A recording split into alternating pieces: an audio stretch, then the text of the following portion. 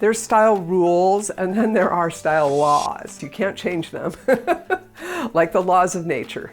And understanding them will really empower you to make better long-term decisions about what you wear and how you present yourself in the world. Before you put anything in your cart or buy from a sustainable fashion brand or even go to a thrift store, please remember that the most sustainable garments you have, you already own. Hone in on how can I work with what I have. That's the tip for this law. So look at what you have and see if you can get what you need by repurposing it or reworking it or restyling it or pushing it forward or solving that fit issue or the comfort problem. Lots and lots of things, small alterations and adaptations can make things that weren't wearable. Like maybe you have a sweater and you don't wear it because it's itchy. Well, all you have to do is style it with a thick layer underneath in the winter, and suddenly it's a really useful and cute item.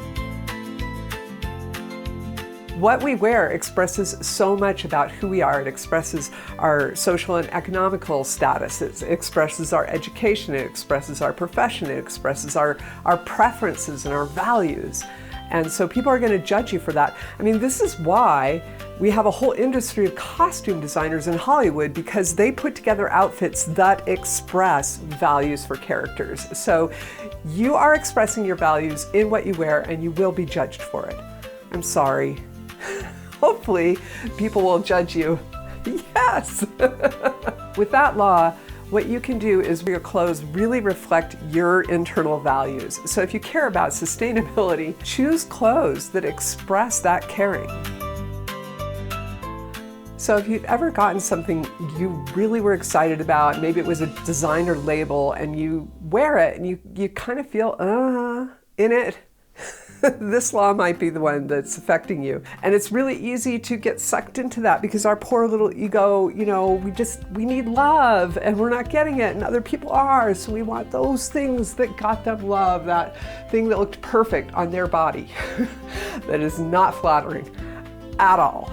Fit matters more than label. Rather than attaching yourself to something cool, finding ways to personalize your garments into something that really flatters your shape in a way that you like, that's way more important. So having things tailored or learning some sewing skills yourself is going to make a way bigger difference than buying the right thing from the influencer that you love.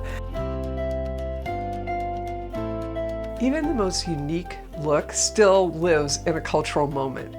So what we have going on here is we have two things. We have fashion and we have style. And fashion is collective consciousness. You can be fashionable and not stylish at all because you just are wearing, I have this all the time. I buy something that looks cute in the thrift store and then I wear it and I'm like, yeah, I just look like everybody else, and there's nothing special about it because I'm not being stylish. I'm not putting my own stamp on it.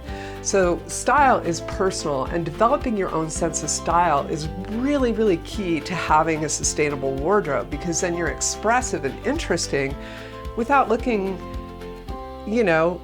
like an imitator. That's so uncool these days. Find your own core. That's the tip for that law. When you're taking in a garment, whether you're buying it new, secondhand, or getting it for free, it's really important to evaluate whether you're up for the cost of owning it. And free sounds really easy, but all clothing has a cost, even free clothes, because they often need maintenance or repair. They need to be washed, they need to be stored, they need to be cared for, and they need to be properly disposed of. You might get a new job, you might get pregnant, you might move from a cool climate to a hot climate. Your interests might change, your friend groups might change. All these things can cause you to have to, make changes in your wardrobe, and change is inevitable. So plan for change as much as possible. That's the tip for that. And that includes in ways that you upcycle, like retain as much of the fabric as you can so that you can rework it and restyle it in other ways. In my personal journey towards sustainable style, the most empowering thing that I've learned to do is to make alterations to clothes that I have. That everything goes out of style eventually.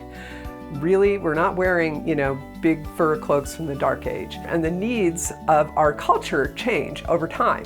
And that's why fashion changes. With these laws in mind, instead of when your ego's like, oh, I'm not cool enough, instead of reaching for that dopamine hit, I just want you to see the parallel road that runs into the future. I do have a style and inspiration playlist for you. It's a lot about thrift shopping and fun things that people have upcycled. And I really recommend that the first step to a sustainable wardrobe is just to get inspired, because it's super fun and creative and playful. It is the funnest way to save the planet. So please enjoy.